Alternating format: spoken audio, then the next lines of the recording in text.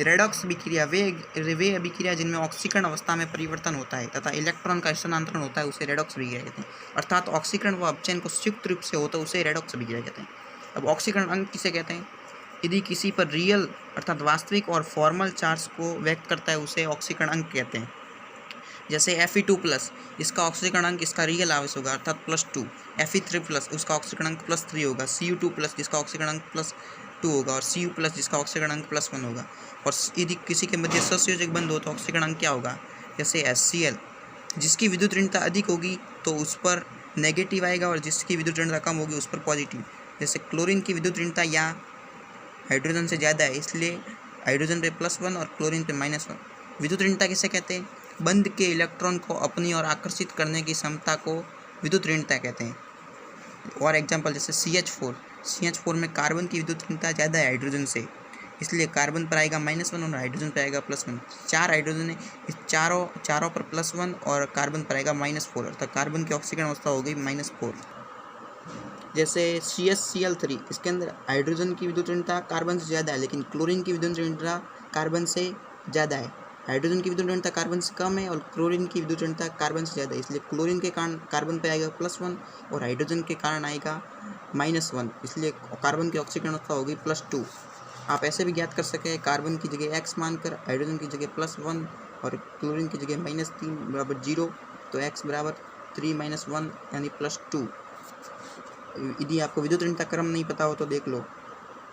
F की सबसे ज़्यादा विद्युत ऋणता होती है, उसके बाद ऑक्सीजन की, उसके बाद क्लोरीन, नाइट्रोजन बराबर होती है, फिर ब्रोमीन, फिर कार्बन, सल्फर और आयोडीन, फिर हाइड्रोजन और फॉस्फोरस के बराबर होती है। और जैसे H2SO4 में यदि हमें सल्फर की ज्ञात करनी है तो हाइड्रोजन 2 है इसलिए +2, सल्फर का ज्ञात करना इसलिए इसकी जगह लिए x, और ऑक्सीजन की होती है -2 इसलिए 4 × -2 -8 0, तो x बराबर आ गया +6, मतलब सल्फर की ऑक्सीकरण अवस्था इसमें +6 होती है। और पेरोक्साइड में ऑक्सीजन की ऑक्सीकरण अवस्था -1 होती है।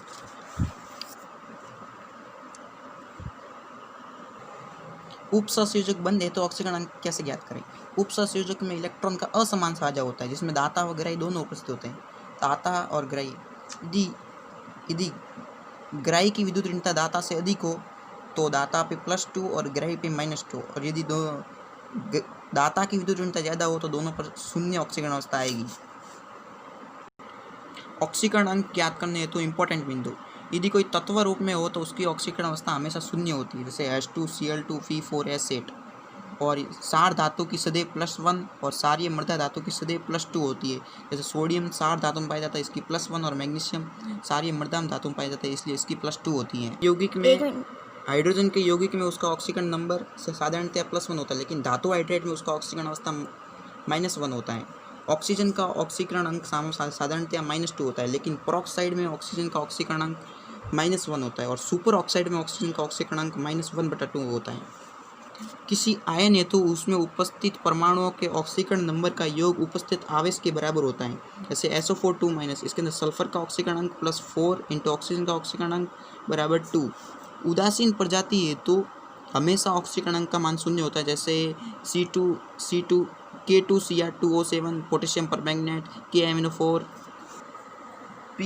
P ब्लॉक हेतु अधिकतम पॉजिटिव ऑक्सीकरण अवस्था उसकी वृक्क संख्या के बराबर होती है और अधिकतम नेगेटिव ऑक्सीकरण अवस्था वृक्क संख्या -8 के बराबर होती है। तो नाइट्रोजन हेतु ज्ञात करना है, नाइट्रोजन P ब्लॉक में पाँचवें स्थान पर होता है वृक्क संख्या, इसलिए उसकी मैक्सिमम पॉजिटिविटी +5 और वृक्क संख्या 5 - 8, तो मैक्सिमम नेगेटिविटी -3 होती है।